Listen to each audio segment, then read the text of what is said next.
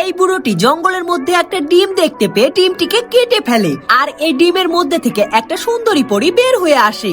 আর তখন এই সুন্দরী পরীটিকে দেখে এই বুড়োটি অবাক হয়ে যায় এবং সে এই সুন্দরী পরীটিকে প্রেমের প্রস্তাব দেয়, কিন্তু এই সুন্দরী পরীটি তাকে হাত দিয়ে না করে দেয়, যার কারণে এই সুন্দরী পরীটির গায়ে লেগে থাকা ডিমের কুসুম এই বুড়োটির গায়ে লেগে যায় এবং এই বুড়োটির বয়স কমে যায়। আর তখন এই বুড়োটি নিজের বয়স কমে যেতে দেখে এই সুন্দরী পরীটিকে ধাক্কা মেরে দিয়ে তার ডিমের মধ্যে ঢুকে যায়। আর কিছুক্ষণের মধ্যেই এই বুড়োটির বয়স কমে সে একটা হ্যান্ডসাম যুবকে পরিণত হয়ে যায় এবং এই বুড়োটি পরীটির ডিমটিকে নিজের সঙ্গে করে নিয়ে চলে যায়, যার কারণে এই পরীটি অনেক কষ্ট পায় এবং সে কান্না করতে থাকে। তবে এই পরীটি বুড়োটিকে শিক্ষা দেওয়ার জন্য একটা উপায় বার করে। এদিকে এই বুড়োটি নিজের বয়স কমিয়ে যুবক হতে পেরে সে সুন্দরী মেয়েদেরকে পটিয়ে তাদের সঙ্গে ফুর্তি করতে থাকে। তবে হঠাৎ করেই এই বুড়োটি একটা পরীর মতো দেখতে সুন্দরী মেয়েকে দেখতে পায় আর তখন এই দুষ্টু বুড়োটি সুন্দরী মেয়েটিকে পটানোর জন্য তার কাছে যায় এবং সে এই সুন্দরী মেয়েটিকে পটানোর জন্য নিজের শক্তি দেখাতে থাকে। তবে তখনই এই সুন্দরী মেয়েটি এই পাজি বুড়োটির জুসের মধ্যে একটা জাদু ঔষধ মিশিয়ে দেয়